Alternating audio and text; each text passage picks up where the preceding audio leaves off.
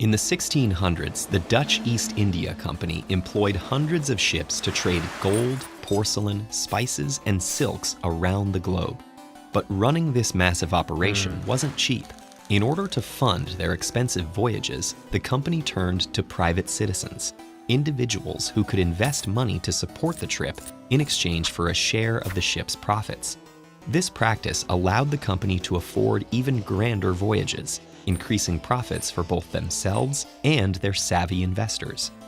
Selling these shares in coffee houses and shipping ports across the continent, the Dutch East India Company unknowingly invented the world's first stock market. Since then, companies have been collecting funds from willing investors to support all kinds of businesses. And today, the stock market has schools, careers, and even whole television channels dedicated to understanding it. But the modern stock market is significantly more complicated than its original incarnation. So how do companies and investors use the market today? Let's imagine a new coffee company that decides to launch on the market. First, the company will advertise itself to big investors. If they think the company is a good idea, they get the first crack at investing and then sponsor the company's initial public offering, or IPO. This launches the company onto the official public market, where any company or individual who believes the business could be profitable might buy a stock. Buying stocks makes those investors partial owners in the business. Their investment helps the company to grow, and as it becomes more successful, more buyers may see potential and start buying stocks. As demand for those stocks increases, so does their price, increasing the cost for prospective buyers and raising the value of the company's stocks people already own.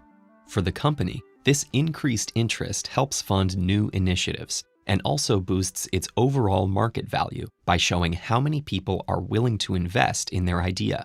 However, if for some reason a company starts to seem less profitable, the reverse can also happen.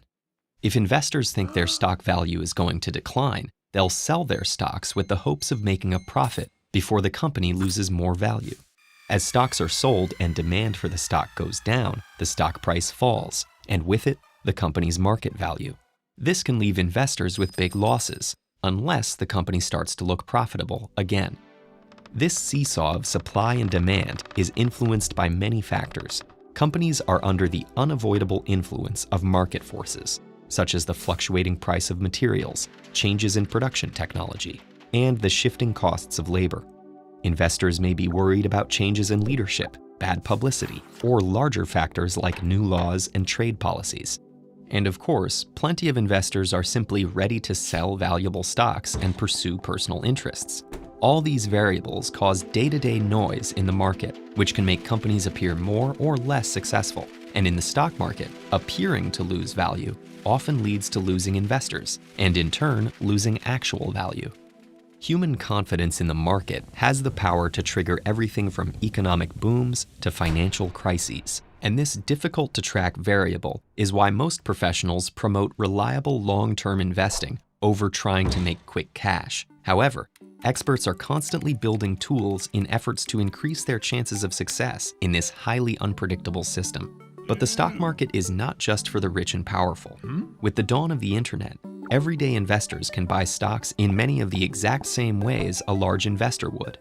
And as more people educate themselves about this complex system, they too can trade stocks, support the businesses they believe in, and pursue their financial goals.